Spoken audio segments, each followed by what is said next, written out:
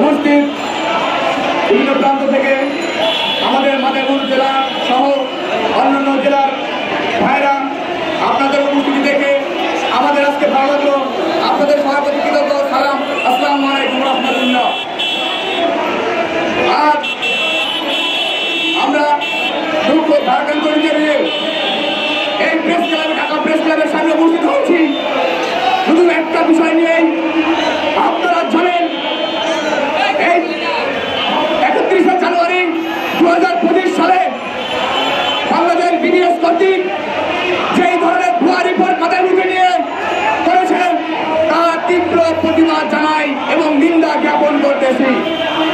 সেখানে উল্লেখ ছিল যে অর্থনৈতিক সমীক্ষা দাঁড় করিয়েছে বিডিএস বাংলাদেশ পরিসংখ্যান ব্যুরো, সেই প্রতিবেদন ভুয়া, সেই প্রতিবেদন বাংলাদেশের মানুষ আমরা মানি না। সেই প্রতিবেদনে উল্লেখ ছিল মাদারীপুর জেলা বাংলাদেশের ভিতরে সবচেয়ে বেশি দারিদ্র্যমুক্ত জেলা, সবচেয়ে বেশি দরিদ্রতম জেলা। তাই এর প্রতিবাদ আমরা তীব্র ঘৃণার স্বরে জানাচ্ছি। ঢাকা প্রেস ক্লাবে আমরা মাদারীপুরবাসী সহ বাংলাদেশের বিভিন্ন প্রান্তের বিভিন্ন সহযোগিতা ভাই বোনেরা এসে ভাইরা আমার, আপনারা জানেন 2018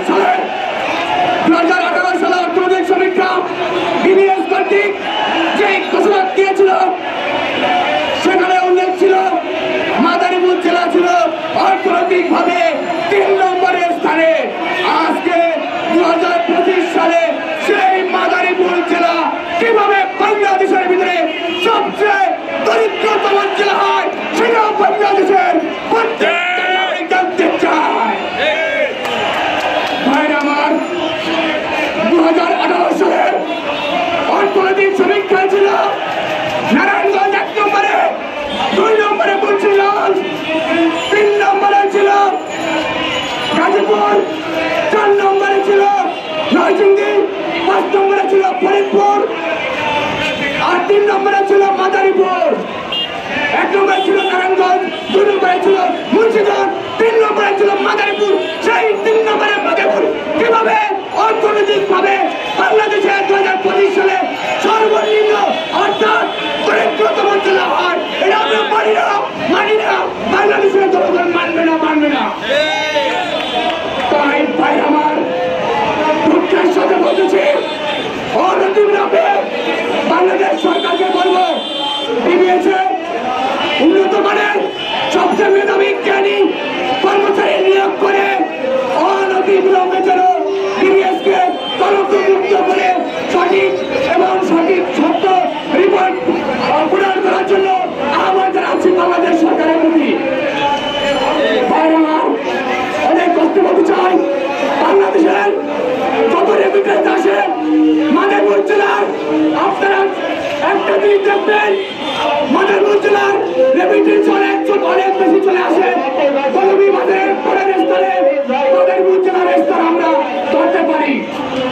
তাই যে মাদারীপুর জেলার লোকেরা ইটালি থাকে, ইউরোপ থাকে, সৌদি আরব থাকে, বিশ্বের বিভিন্ন দেশে ঘরে ঘরে মাদারীপুর জেলার মানুষ থাকে, সেই দেশ কিভাবে অর্থনৈতিকভাবে সবচেয়ে বেশি গরিব হতে পারে। তাই সরকারকে বলতে চাই, সরকার যে ধরনের প্রতিবেদন দিয়েছে সেই ধরনের প্রতিবেদনকে পুরা বলে ঘোষণা করতে হবে। আর আপনারা জানেন আমরা 5 দফা দাবিতে এই প্রেস ক্লাবে উপস্থিত হয়েছি। আমাদের 5 দফা না হওয়া পর্যন্ত আমরা ফিরে যাব না। আমাদের 5 দফা দাবির ভিতরে 4th দফা দাবি হলো মাদারীপুর জেলার ভিতরে, মাদারীপুর জেলাকে নিয়ে যেই ধরনের ভুয়া রিপোর্ট বিডিএস কর্তৃক প্রদান হয়েছে সেই ভুয়া রিপোর্টকে করে বাংলাদেশের মানুষের কাছে ক্ষমা চাইতে হবে বিডিএসকে।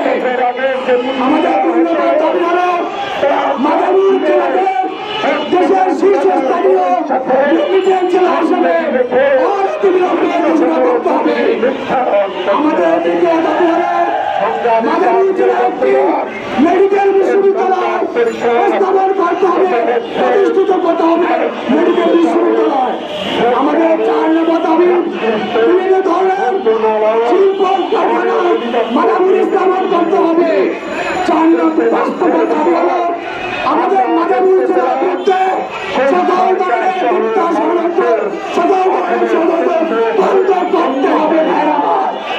আর সেই সাথে বলা চাই সেই মাদারীপুর জেলায় প্রতিটা ঘরে ঘরে প্রত্যেকটা ঘরে ঘরে বিদেশের লোক আছে, প্রত্যেকটা ঘরে ঘরে ইউরোপে আমেরিকায় ইটালি ফ্রান্স সহ মালয়েশিয়া সহ বিশ্বের বিভিন্ন দেশে কর্মী রয়েছে, প্রবাসী ভাইয়েরা রয়েছে এবং মাদারীপুর জেলা বাংলাদেশের ভিতরে সবচেয়ে নম্বরে আমরা বলতে পারি সেই মাদারীপুর জেলা এভাবে বাংলাদেশের ভিতরে সবচেয়ে বেশি দরিদ্রতম জেলা। আমরা সরকারকে বলতে চাই এই ধরনের প্রচার বন্ধ করে অনতিবিলম্বে বিদেশকে কলঙ্কমুক্ত করতে হবে, বাংলাদেশ পরিসরকারগুলোকে কলঙ্কমুক্ত করতে হবে এবং শিক্ষিত বেকারি লোকদের দিয়ে বিনিয়োগ পরিচালনা করতে হবে। সেই সাথে মাহবুব আলমকে সিনিয়র সচিব বিনিয়োগ মাহবুব আলমকে পদত্যাগ করতে হবে। সেই সাথে প্রধান মিজানুর রহমানকে বিদেশ থেকে পদত্যাগ করতে হবে। আমরা একটা কথাই বলতে চাই, মাদারীপুর জেলার বিরুদ্ধে সকল ষড়যন্ত্র বন্ধ করে মাদারীপুর জেলাকে বিদেশের একেবারে জেলা হিসেবে ঘোষণা আসো। মাদারীপুরে মেডিকেল বিশ্ববিদ্যালয় স্থাপন করতে হবে এবং মাদারীপুর জেলার বিরুদ্ধে সকল ধরনের ষড়যন্ত্র বন্ধ করে করতে হবে।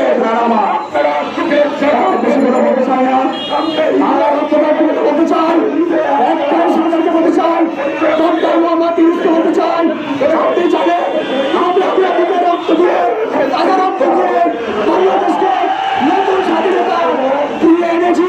সেই বাংলাদেশে কোন ধরনের অনিয়ম দুর্নীতি অত্যাচার বাংলাদেশের মানুষ বরদাস্ত করবে না, মাদারীপুরের জনগণ বরদাস্ত করবে না। তাই অনতিবিলম্বে সরকারকে বলতে চাই বিদেশকে কলঙ্কমুক্ত করে বাংলাদেশ পরিসংখ্যানগুলোকে কলঙ্কমুক্ত করে আমাদের বিদেশকে পবিত্র করে সঠিক উপাত্ত তথ্য দাঁড় করাতে হবে বাংলাদেশের মাটিতে। এরপর বরিশাল বিভাগে নাকি দরিদ্র সবচেয়ে বেশি, এটা কি কারো বিশ্বাস হয়? বরিশাল জেলার নাকি দরিদ্র সবচেয়ে বেশি। সব রিপোর্ট এই রিপোর্ট পাই না, বাংলাদেশের জনগণ এই রিপোর্ট পাই না। তাই অনতিবিলম্বে এই রিপোর্ট উত্তোলন করে মাহবুব আলমকে অনতিবিলম্বে তাদের কাছে ক্ষমা আছে সঠিক তথ্য বাক্য জনগণের সামনে দাঁড় করাতে হবে। ভাইয়েরা আর বেশি কিছু বলতে চাই না, আমাদের একটাই দাবি মাদারীপুর জেলা সেই জেলায় শিল্প কারখানা সহ বিদেশি প্রবাসী লোকের অভাব নেই। প্রত্যেকটা ঘরে ঘরে প্রবাসী, প্রত্যেকটা জায়গায় প্রবাসী মাদারীপুর জেলা দেশের এক জায়গায় আছে, সেই জেলা কখনো দেশের নিম্নতম জেলা হতে পারে না, সেই জেলা কখনো দরিদ্রতম জেলা হতে পারে না। তাই 2018 সালের মতো মাদারীপুর জেলাকে অর্থনৈতিকভাবে তৃতীয় স্থানে ঘোষণা করতে হবে, অর্থনৈতিক অগ্রগতিতে 3 নম্বরের স্থান ঘোষণা করতে হবে। এই বলে আমি সাইদ সানি ঢাকা প্রেস ক্লাব থেকে আমার সহ সংক্ষিপ্ত বক্তব্য শেষ করলাম। জয় হোক মাদারীপুর, জয় হোক মাদারীপুরবাসী, জয় হোক বাংলাদেশের সকল জনগণ, জয় হোক।